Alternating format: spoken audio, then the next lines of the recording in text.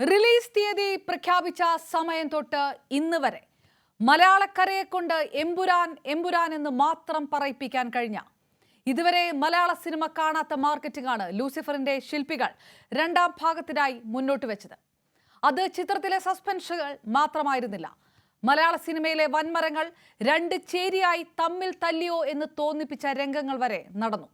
Social media യുദ്ധവും cinema സമര മുന്നറിയിപ്പും പിൻവലിക്കലുമെല്ലാം കൊണ്ട് സിനിമാ പ്രമോഷനേക്കാൾ വലിയ വരവറിയിക്കലായിരുന്നു എമ്പുരാന്റേത്. ആ ഹൈപ്പ്, ആ വലിയ പ്രതീക്ഷ തലയിലേറ്റുകൊണ്ട് കൂടിയാണ് മലയാള സിനിമാ പ്രേക്ഷകർ ഇന്ന് ആദ്യ ഷോക്ക് എത്തിയത്. ആ വലിയ ഹൈപ്പിനൊപ്പം ഉയർന്നോ എമ്പുരാൻ?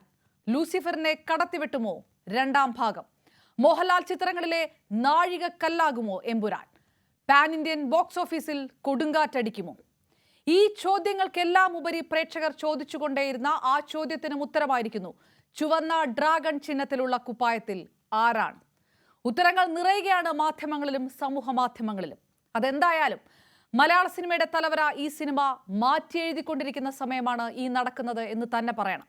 ഏറ്റവും ചെലവേറിയ മലയാളത്തിലെ ചിത്രം, അഡ്വാൻസ് ബുക്കിംഗിൽ 50 കോടിയിലേറെ നേടിയ ആദ്യ മലയാള ചിത്രം, മലയാളത്തിന്റെ ആദ്യ ബ്രഹ്മാണ്ഡ സിനിമ. ഇങ്ങ് കാട്ടാക്കട തൊട്ട് അങ്ങ് കാലിഫോർണിയ വരെ ചോദിക്കുന്നുണ്ട്, എങ്ങനെയുണ്ട് എമ്പുരാൻ?